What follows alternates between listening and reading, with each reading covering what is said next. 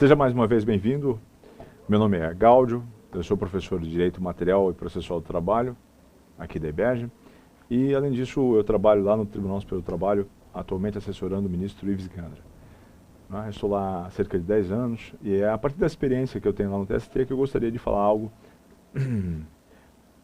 a respeito de um tema que tem sido cobrado com certa recorrência nas provas de concurso, que é o tema da alteração, suspensão e interrupção do contrato de trabalho. Vamos começar pela primeira. Isso aqui era muito cobrado antes, hoje caiu um pouco em desuso, né? Não se tem cobrado tanto, acho que foi meio manjado. Tá? Que é a ausência do empregado por motivo de doença ou acidente após o 15º dia. Tá? Aqui é bom lembrar que até o 15º dia, a gente sabe que é um empregador que arca, em princípio, com essas obrigações. Tá? Vamos lembrar aqui também a exceção da empregada doméstica, tá? Em que, desde o primeiro dia, quem arca com os ônus desse afastamento é o INSS, é o Estado. Tá? No caso de um empregado comum, entretanto, até o 15º dia, o empregador assume esse ônus. A partir do 15º dia, de outro lado, o Estado passa a arcar com essas obrigações. E aí, passando a ser do Estado esse ônus, não há pagamento, portanto, de salário por parte do empregador, há suspensão do contrato de trabalho.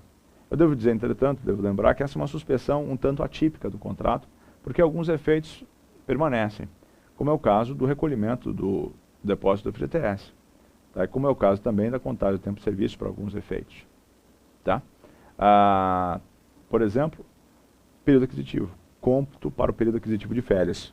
Tá? E aqui a CLT, entretanto, no artigo 133, no inciso 4º, estabelece uma ressalva, tá? Que é a seguinte: que se houver a percepção desse auxílio-doença, o afastamento por um período superior a 6 meses, tá? Contínuos, ou melhor, mesmo que descontínuos, tá? Aí o empregado perde o direito às férias, tá? Cômputo do período aquisitivo. O que é um tanto injusto, na minha opinião, afinal o sujeito está afastado por motivo de doença. E aí não é que ele estivesse propriamente descansando nesse período. Tá? E se foi por um período de 6 meses, a gente pode até presumir que foi grave, essa doença, de modo que, na minha opinião, tá? Me desculpe, mas a minha opinião não haveria sentido para isso. Há autores que apresentam outras justificativas, não precisamos entrar nesses detalhes. Segunda hipótese, aposentadoria por invalidez. Tá? É uma hipótese de suspensão condicional do contrato de trabalho. Condicional o quê? Condicional à recuperação da capacidade laboral. A aposentadoria por invalidez é um benefício previdenciário concedido quando a incapacidade laboral decorrente desse acidente de trabalho compromete a possibilidade de um empregado continuar a prestação de serviços. Tá? E se porventura ele recupera a sua capacidade laboral, que vai ser objeto de um laudo pericial, o empregado é submetido a periódicas perícias para aferir essa recuperação. Se ele recupera, tem que voltar ao emprego, cessa o benefício previdenciário. Havia um prazo de 5 anos para se converter essa aposentadoria por validez provisória em uma aposentadoria definitiva. Tá? Esse prazo desapareceu da Lei 8.213, de modo que hoje, em princípio, a qualquer tempo ele poderia voltar.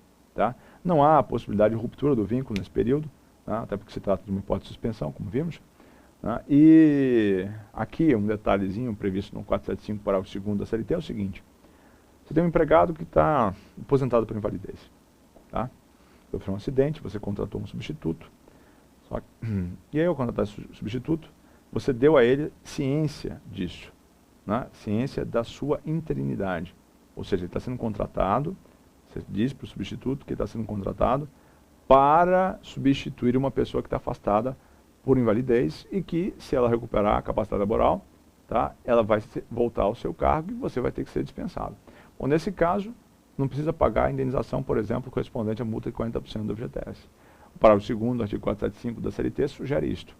Se você der ciência da interinidade da contratação e esse motivo, para substituir alguém aposentado por validez, não precisa pagar essa indenização. Legal? Força maior. Força maior está definida na CLT, no artigo 501. Todo acontecimento imprevisto é lei à vontade das partes para as quais não houve seu concurso, para as quais, especialmente, o empregador não concorreu. Muito bem, eu sempre digo o seguinte, tá? Isso aqui é um pouco polêmico na doutrina, mas se a força maior atinge o empregado, é suspensão.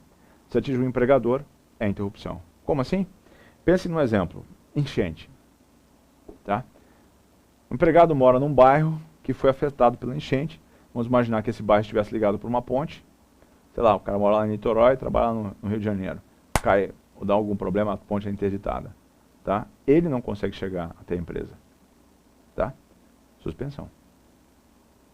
Vamos pensar no exemplo contrário. A empresa funciona num bairro que foi afetado pela enchente. Ninguém consegue chegar até lá. Outro exemplo, tragédia lá do voo lá da TAM, lá em São Paulo, em Congonhas, né? Quando o voo da TAM, o avião da TAM colidiu contra o prédio da TAM Express. O que acontece? As pessoas, os trabalhadores que atuavam lá, que não estavam naturalmente no momento do acidente, ficaram obstados de continuar suas atividades laborais, porque enquanto não se recuperasse todas aquelas instalações, eles não teriam como prestar serviço, não haveria como, não é? Então, no caso como esse, me parece que é a interrupção. A empresa não pode deixar de pagar os salários para o empregado. Tá? Aí faz parte da área do negócio, riscos do empreendimento, o empregado tem que continuar a receber os seus salários. Está relacionado também à ideia de forfetariedade. O salário deve ser pago independentemente das circunstâncias em que se encontrar o empregador. Ok? Muito bem, isso é polêmico, mas a ideia seria essencialmente essa. Tá? Outro exemplo de uma suspensão atípica do contrato de trabalho. Prestação de serviço militar. Prestação de serviço militar é obrigatório, de até 1 ano. Tá? O que vai acontecer? Nós estamos diante de um período de suspensão. O empregado não trabalha e não recebe. Tá? Entretanto, alguns efeitos persistem, como é o caso, por exemplo, da necessidade de recolhimento dos depósitos do FGTS, nos termos do decreto 99684 de 90, no artigo 28, que disciplina ou regulamenta a Lei 8.036. O empregado, sendo hipótese de suspensão, não pode ser mandado embora. Entretanto, a lei estabelece uma condição para que ele retorne. Tá? Essa condição, com certa frequência, é cobrada por algumas bancas. Né? O CESP mesmo gosta de cobrar esse período, esse prazo aí. Né? A FCC também. Agora, que prazo é esse aí? Tá? 30 dias. Quando ocorrer o término da prestação de serviço militar obrigatório, ou seja, quando ocorrer a baixa, tá? O empregado tem 30 dias da baixa, para comunicar ao empregador do seu desejo de retornar. Então, ele comunica o empregador de que deseja retornar e, comunicando o empregador, tá, ele passa a ter o direito a voltar para o cargo que ele ocupava, naquelas condições que nós já estudamos. Tá? São 30 dias. Detalhe, tá? Um outro prazo que também é mencionado na CLT, no artigo 132, tá? É o prazo de 90 dias. Para quê? Para que seja computado o período aquisitivo de férias anterior ao da prestação de serviço militar. Tá? Então, o sujeito estava trabalhando, tá, normalmente, trabalhou durante 6 meses para a empresa, quando então ele é convocado para a prestação de serviço militar obrigatório. Tá? Deixa a empresa, tá, esses 6 meses aí anteriores, tá, estava contando tempo para adquirir o direito das férias, e 1 ano depois, tá, termina o serviço militar. Muito bem. Ele tem que avisar em 30 dias da baixa que quer retornar. E em 90 dias, também da baixa, ele tem que efetivamente retornar. Para que ele tenha direito ao cômputo desse período aquisitivo anterior. Compreendido? Olha, lembre-se, qualquer dúvida, cursos@ebege.com.br, trabalho@gaud.com.br. Tá? Pode mandar os e-mails, serão todos bem-vindos. Não esqueça de manifestar as suas eventuais angústias e dúvidas sobre esses pontos que nós estamos vendo. Muito bem, adiante. Uma outra hipótese de suspensão que nós temos ainda a ser examinada, né, uma suspensão curiosa, pouco conhecida, tá, que é aquela que ocorre quando a mulher for vítima de violência doméstica. Eu estou dizendo mulher porque a posição predominante é essa, né, mas com, por exemplo, o reconhecimento da união homoafetiva, tem se reconhecido a aplicação da Lei Maria da Penha também para casais homoafetivos. Tá? De qualquer maneira, a Lei 11.330, que é a Lei Maria da Penha, né, que é de 2006, prevê lá no seu artigo 9º, parágrafo 2º e inciso 2º da Lei Maria da Penha, prevê uma hipótese de suspensão interessante, que o juiz pode determinar a manutenção do vínculo, tá, da mulher vítima de violência doméstica por um período de até 6 meses. Tá? Discutiu-se se seria suspensão ou interrupção, tá? Porque a lei não é explícita quanto a isso, mas a gente pode presumir que se trata de suspensão. Então, ou seja, por 6 meses ela não pode ser dispensada. Tá? Eu sei que não deveríamos brincar com as situações que são muito sérias, são trágicas muitas vezes, mas alguns professores dizem que aí, olha, se a sua mulher tiver com o risco de ser dispensada, tá, uma opção está aqui. Né? Bom, tem uma segunda opção, até muito mais agradável, né? Que é a estabilidade por gestação. Né? Depois vamos ver como é que funciona isso. Bom, então, mulher vítima de violência doméstica tem direito aí a uma eventual suspensão por até 6 meses, determinada por um juiz, né? Até 6 meses do seu contrato de trabalho. Infelizmente, não é interrupção, é suspensão. O empregador não está obrigado a continuar pagando salários. Greve. A greve, hoje, no nosso país, está disciplinada pela Lei 7783, está uma menção no artigo 9º da CLT, da Constituição Federal, tá? Mas a lei de greve é a Lei 7783 de 1989, que no seu artigo 7º define o que é a greve. Tá? Suspensão coletiva, temporária, coletiva não existe greve de um homem só, temporária, tá? Obviamente a greve não aspira à eternidade. A greve é uma forma de pressionar para que mais rapidamente possível sejam atendidas as reivindicações dos trabalhadores. Então é temporária intrinsecamente. Pacífica, tá? Se for violenta, ela se desnatura, tá? É tudo menos uma greve se for violenta. Tá? E os que cometem esses atos de violência podem ser até penalmente responsabilizados, tá? Que acarreta, né, a paralisação total ou parcial, não precisa paralisar tudo, né, da prestação pessoal de serviço ao empregador. Pode ser total, ou seja, atingir toda a empresa, tá? Ou parcial, atingir só uma parte da empresa. Total, ou seja, todo o dia ou só uma parte do dia. Tá? Enfim, se houver uma greve, qual é a consequência? Suspensão ou interrupção. A gente está colocando aqui como suspensão. Tá? E por que estamos colocando como suspensão? Porque a lei de greve sugere isso, lá no artigo 7º. Tá? A lei de greve sugere que nós temos uma suspensão do contrato de trabalho aqui. Ou seja, não trabalha e não recebe. Tá? É que culturalmente nós estamos habituados a ouvir, né, algo como, oh, não faz sentido, o sujeito está exercendo um direito constitucionalmente assegurado no artigo 9º, como é que você vai admitir o desconto dos salários de alguém que está exercendo um direito constitucional? Bom, em países um pouco mais evoluídos, né, em relação a esse aspecto pelo menos, tá, por exemplo, a Alemanha. Na Alemanha os sindicatos mantêm em seus cofres recursos necessários para eventualmente subsidiar esses movimentos, para manter, né, a sobrevivência dos seus integrantes em períodos em que haja necessidade de uma manifestação mais enfática de reivindicações, como a greve. Tá? Então é possível isso lá. No nosso país, culturalmente, as pessoas estão acostumadas a associar essa ideia de um exercício de direito fundamental à necessidade de pagamento de salário. Não é assim. Tá? Não é assim. Tá? Eu gostaria de lembrar que, segundo as decisões do Supremo, né, como nós vamos aplicar a Lei 7783 em relação aos servidores públicos, em princípio, essa também deveria ser a regra. Não trabalha, não recebe. Tá? Entretanto, há pelo menos uma decisão do STJ em sentido ligeiramente contrário a esse. Tá? É um ponto polêmico. No TST, por exemplo, administrativamente, né, com a última greve que nós tivemos servidores, se determinou o desconto dos pontos, o corte dos pontos e o desconto dos salários. Tá? Bom, greve, em princípio, é suspensão. Não trabalha, não recebe. Tá? Entretanto, a greve pode ser interrupção. E quando será a interrupção? Quando houver o pagamento de salários. E quando haverá o pagamento de salários? Quando isso for objeto de um acordo coletivo, de uma convenção coletiva, de uma sentença normativa, tá? Em que os empregados podem, por exemplo, entrar em um acordo para fazer uma recuperação dessas horas, para fazer uma compensação. Tá? E aí mantém-se o pagamento dos salários, seria, portanto, a interrupção. Tá? Eu queria só lembrar que o simples fato de a greve ser considerada lícita, ou melhor, né, ser considerada não abusiva, veja, greve abusiva não é greve ilegal. Tá? Isso já caiu em prova. Tá? Greve abusiva é aquela que desrespeita os procedimentos previstos na Lei 7783. Greve ilegal é aquela que se dá contra a legem, contra a lei.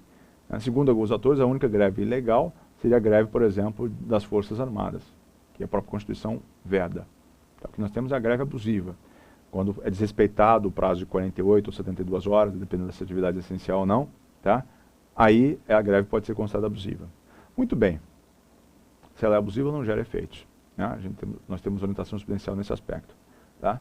Agora, se a greve não é abusiva, isso significa que os empregados têm direito ao salário? Não.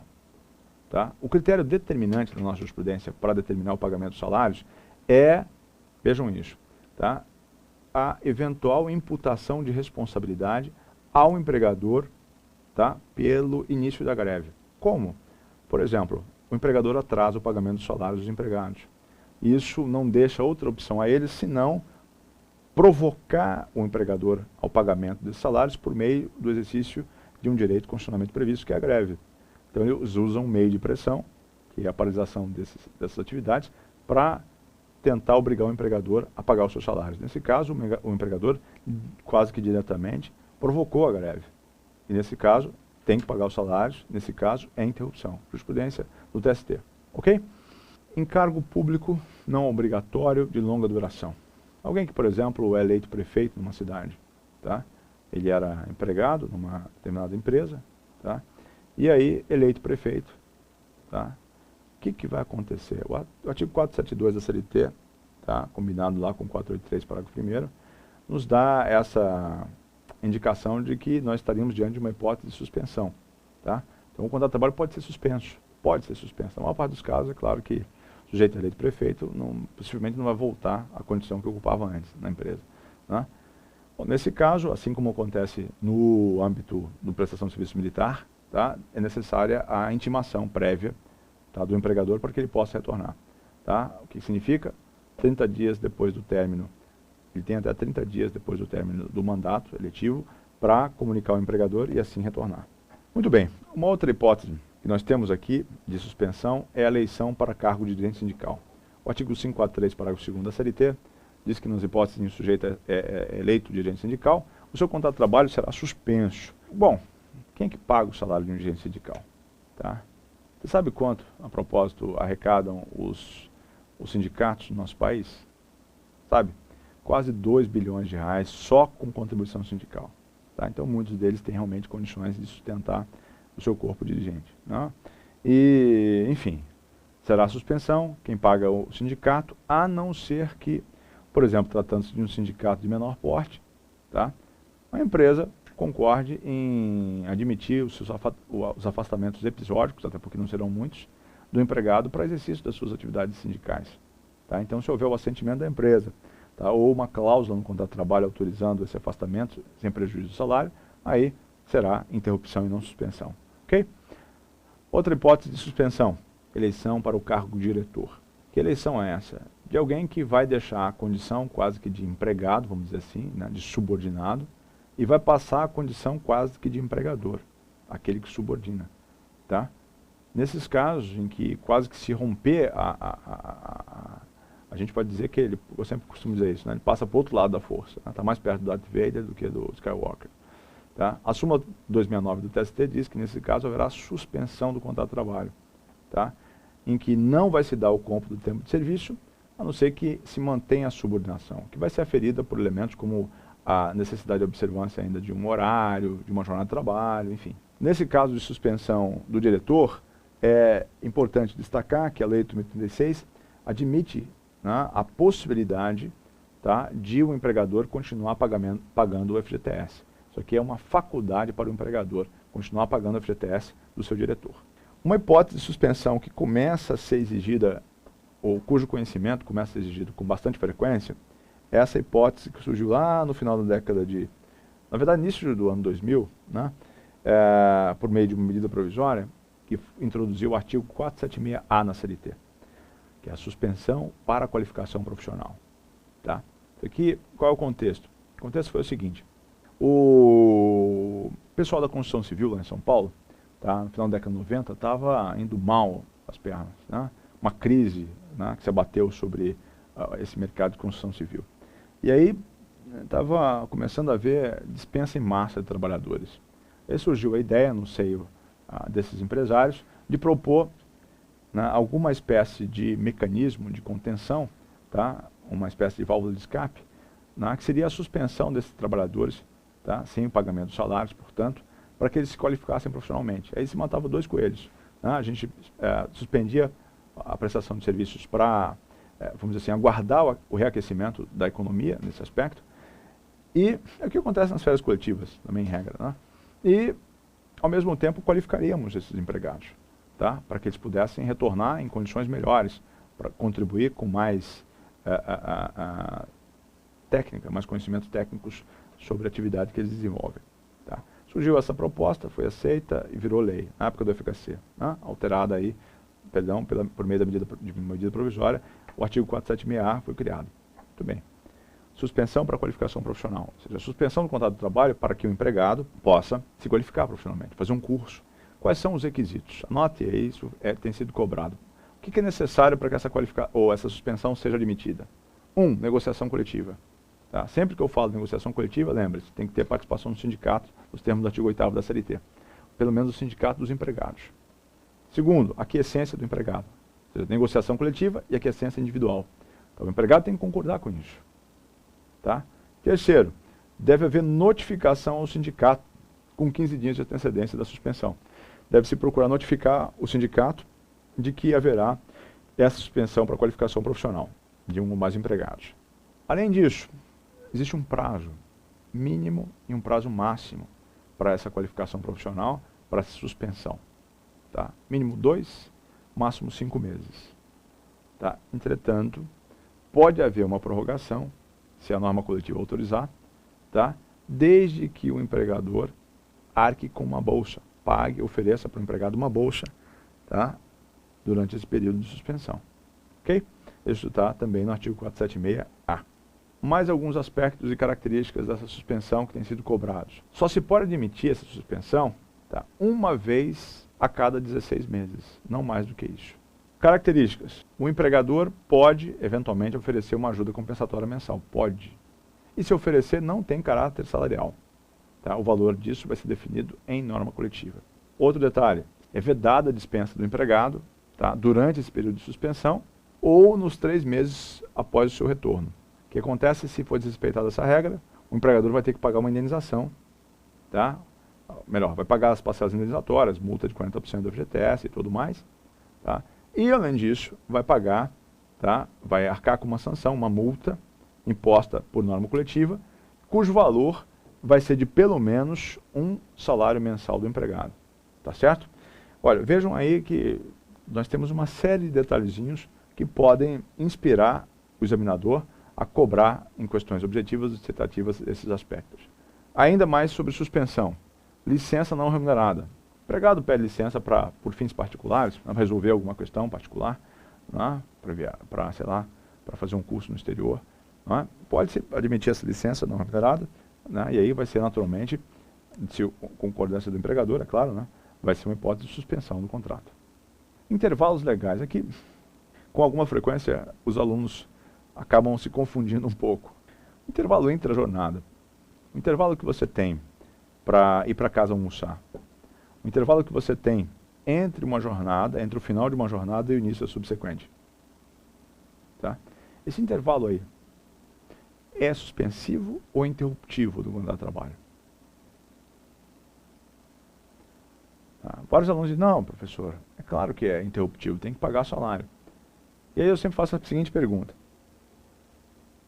Pensa em alguém, pense que você, por exemplo, trabalha 8 horas por dia, tá?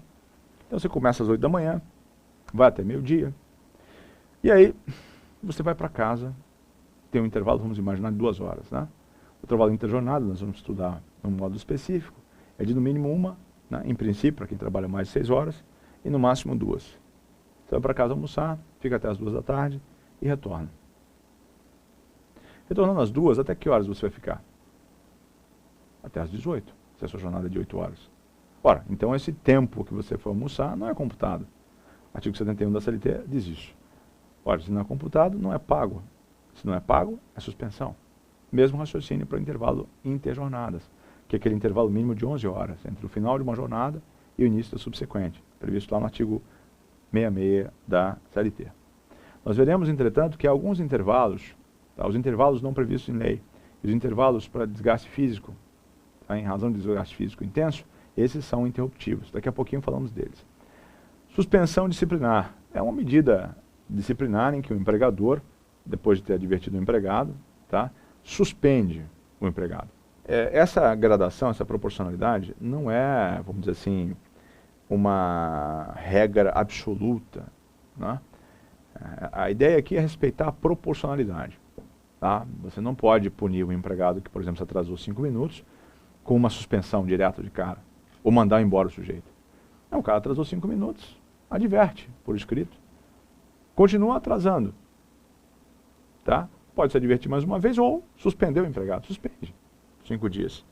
Continua praticando a falta, aí sim, manda embora.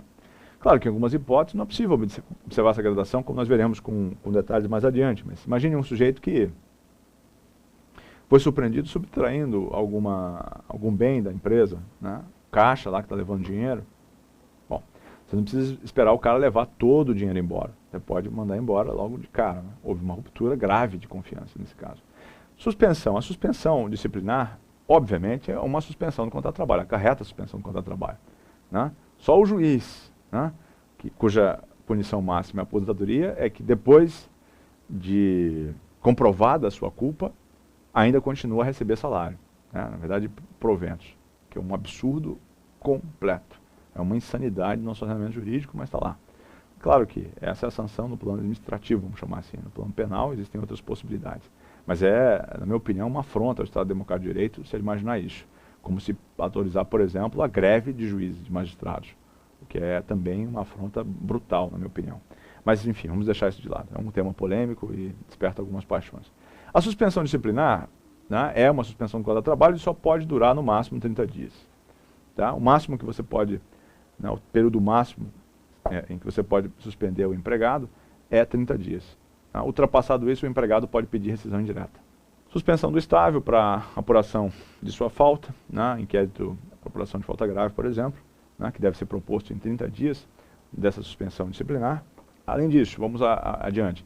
Condenação criminal. Condenação criminal? Ué, o cara não tem que ser mandado embora?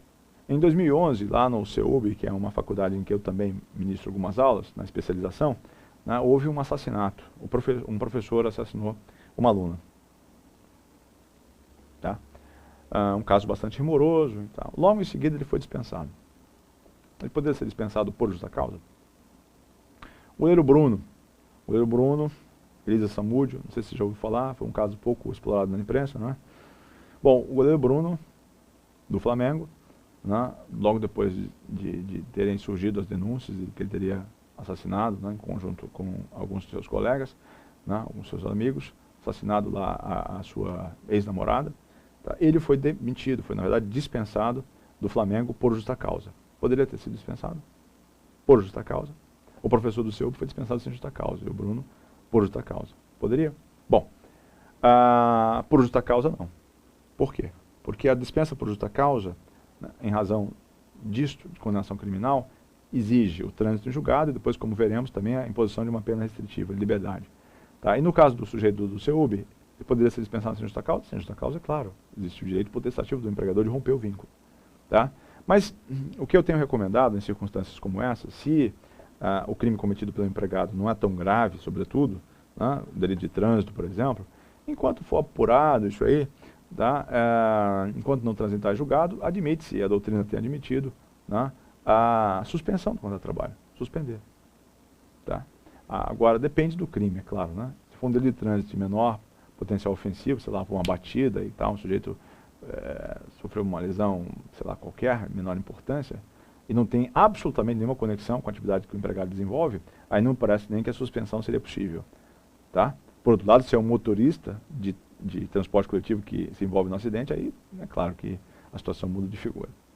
Aborto criminoso, tá? Que aliás é a regra. A regra no nosso país, tá, é a do aborto criminoso. O aborto é crime no nosso país, tá? Embora alguns tentem flexibilizar um pouco isso, mas é crime. Tá? O aborto é crime, está lá previsto no artigo 131 do Código Penal. É crime. Muito bem, sendo criminoso o aborto, tá, a hipótese de suspensão. Tá? Eu já devo antecipar que se não for criminoso, nós veremos que é de interrupção. É interrupção, ou seja, aborto espontâneo, tá? Única forma de salvar a mulher, vítima de estupro. Tá? Nesses casos em que se autoriza o aborto, tá? Nesses casos, a mulher pode se afastar por até 2 semanas. Esse período é de interrupção. Tá? Por falar em interrupção, vamos agora detalhar as hipóteses de interrupção. Não sem antes recordar que a interrupção é a paralisação parcial do contrato de trabalho, na qual o empregado cessa a prestação de serviços, não trabalha, mas continua a perceber os seus salários. Tá? Não trabalha, mas recebe. O empregado não presta serviços, mas há pagamento de salários e contagem de tempo de serviços. Tá bom? Além disso, há contagem ou o recolhimento do FGTS. Tá? É a regra. Muito bem, vamos às principais hipóteses. As primeiras que eu gostaria de destacar são aquelas de ausências legais. Tá? Hipóteses em que os empregados podem se ausentar sem que sejam descontados seus salários. No artigo 473 da CLT, nós temos uma relação que você deve conhecer, procurar conhecer. Tá? Primeira hipótese, nojo. Nojo é a possibilidade de afastamento por motivo de falecimento. Muito bem, falecimento de quem? Parente. Parente pode ser quem? Ascendente, descendente, irmão. Pode ser cônjuge, tá? Então parente, cônjuge ou dependente econômico. Então faleceu o irmão do empregado, ele tem direito a um afastamento por 2 dias a título de nojo. Tá? Nojo. Tá? No caso dos empregados convencionais, são 2 dias. No caso dos professores, entretanto, são 9 dias. Uma curiosidade, você sabe por que são 9 dias? Nessa explicação, eu confesso que eu encontrei há relativamente pouco tempo, fazendo uma pesquisa sobre o estatuto jurídico do professor, né, eu me deparei com um livro muito bom, né, sobre questões trabalhistas, né, de professores. Tá? E esse autor explica o seguinte, eu achei interessante, que no caso do professor, a atividade docente exige um engajamento, um comprometimento emocional. De modo que, se houver aí uma instabilidade emocional, isso pode prejudicar a continuidade das suas atividades profissionais. Então, um professor que acaba de perder um parente, tá?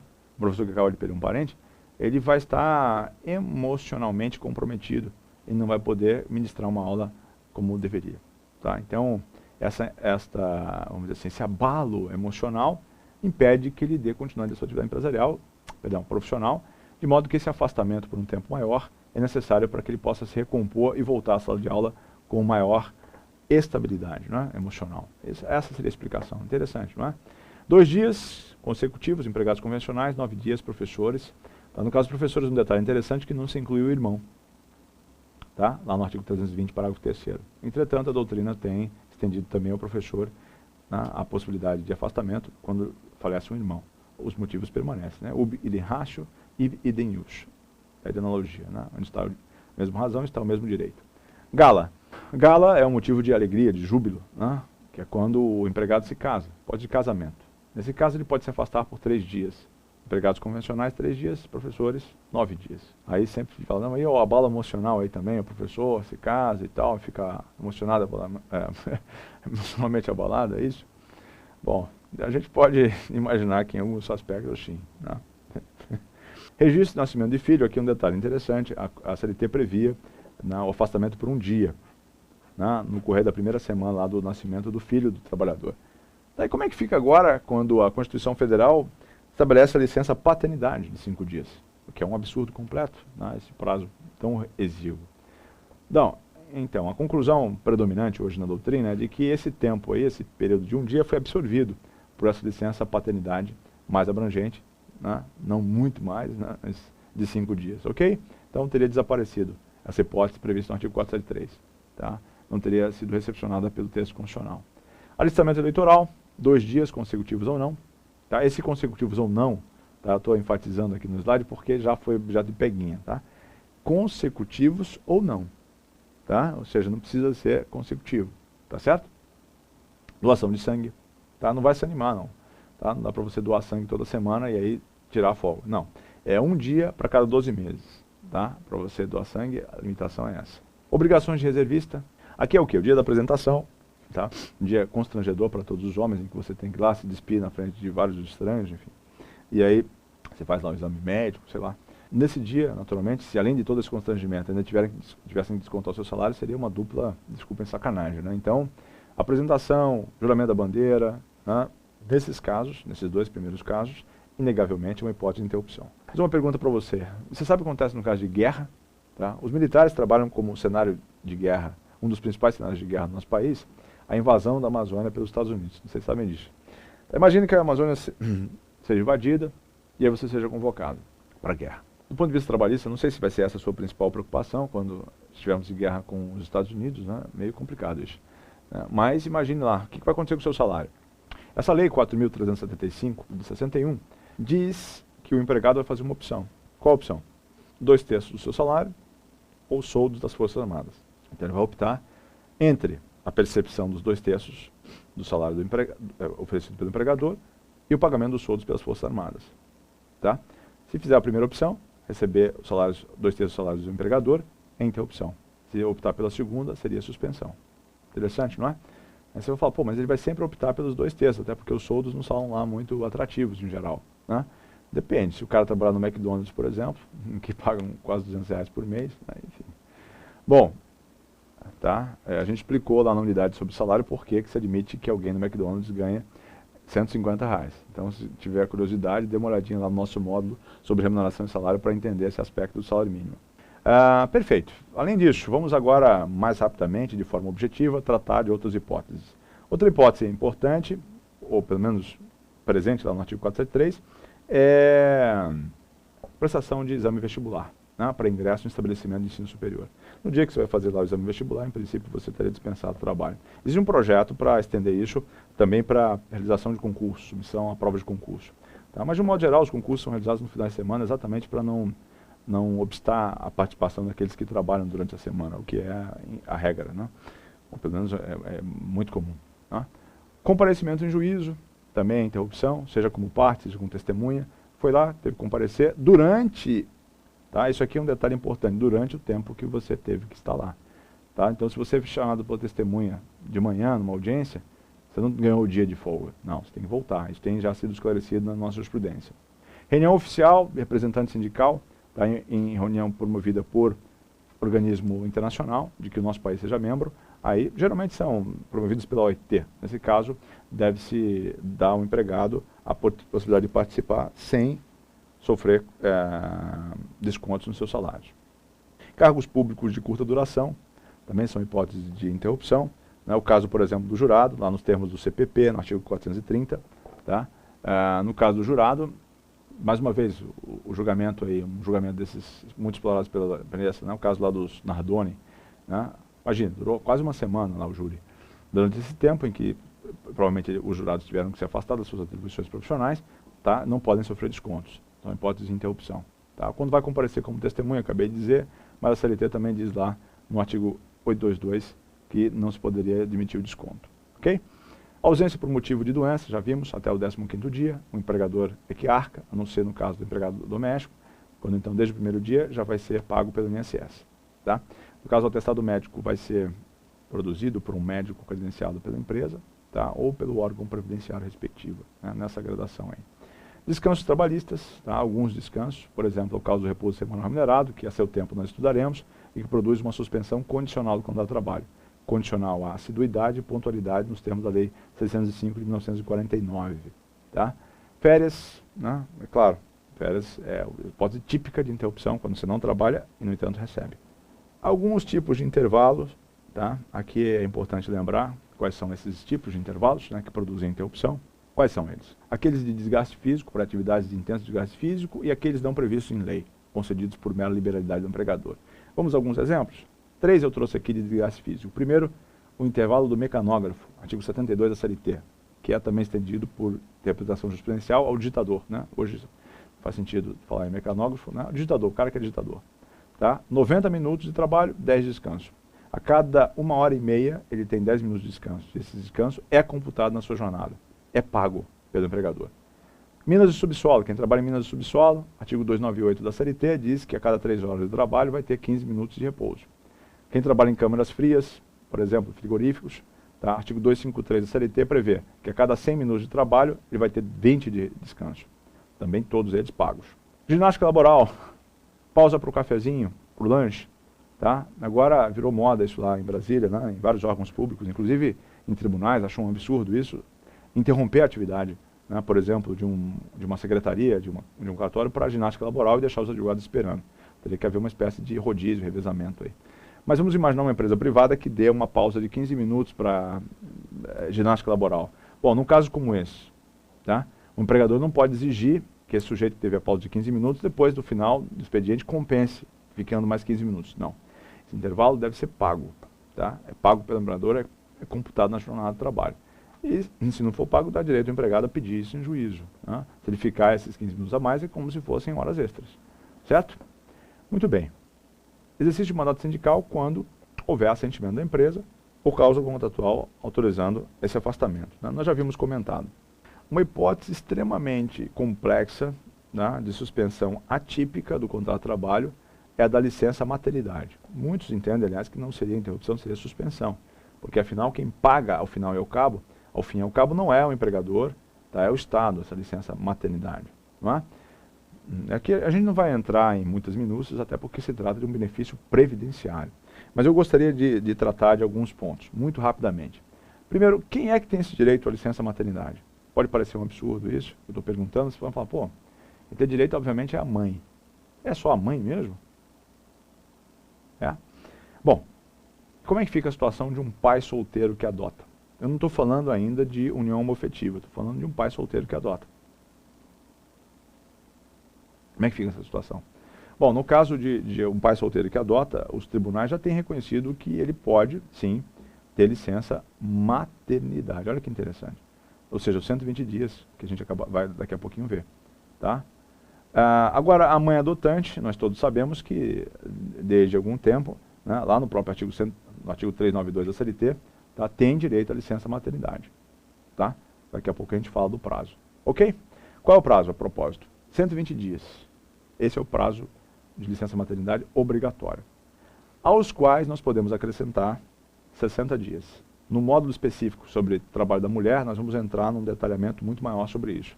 Tá? Mas 60 dias supõe a adesão do empregado ao programa Empresa Cidadã, previsto lá na Lei 11.770.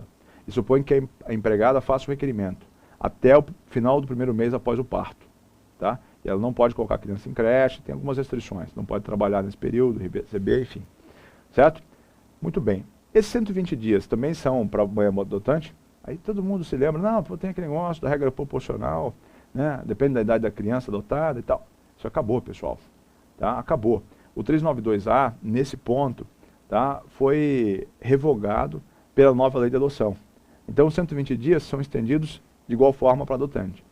Tá? A gradação em relação à idade da criança persiste, entretanto, em relação aos 60 dias adicionais que são acrescentados por força do decreto que regulamentou a Lei 11.770, que prevê essa gradação. Ok?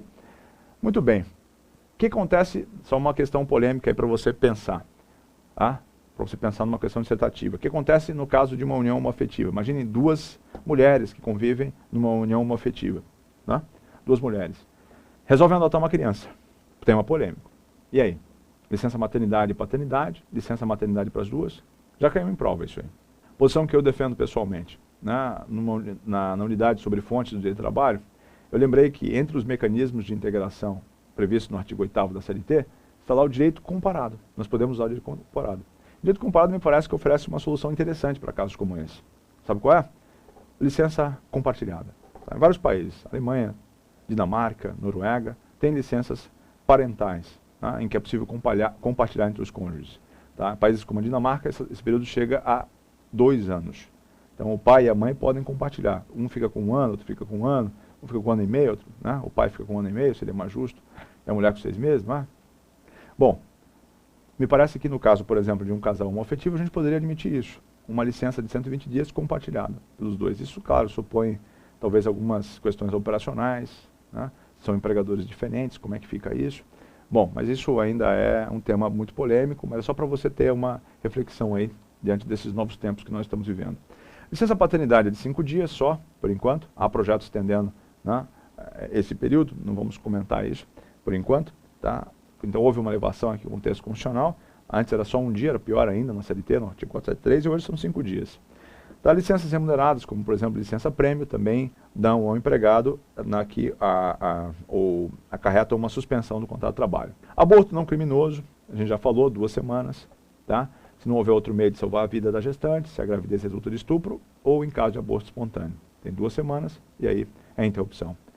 Greve, quando houver pagamentos disparados, já havíamos comentado, quando houver pagamentos disparados por determinação judicial, ou acordo com convenção coletiva de trabalho.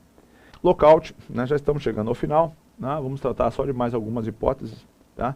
Entre elas está aqui o lockout. Você lembra o que é lockout? Aqui eu estou usando já na grafia, a língua original inglesa. Né? Mas tem gente que coloca lockout com C-A-U-T-E. Lockout. O que é o lockout? Você lembra?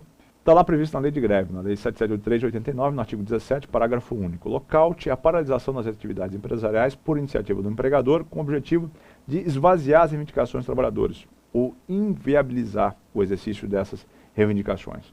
Tá? Essa que é a ideia. Fundamentalmente, o empregador pensa o seguinte: olha, vocês estão aí querendo pedir aí aumento de salário e tal, eu não preciso de vocês, fecha as portas. O que a legislação entende? Exercício abusivo, tá? Desse direito de propriedade sobre os meios de produção. Consequência, pagamentos de dias parados. Está lá no artigo 17, parágrafo único. A empresa deve continuar a pagar, ou seja, em caso de lockout, é interrupção no contrato de trabalho. Certo? Não trabalha, mas recebe. Duas últimas hipóteses, muito rapidamente. Aqueles casos em que os representantes dos empregados que atuam no conselho curador do FGTS precisam se afastar, representantes dos empregados e empregadores, na verdade, também, né?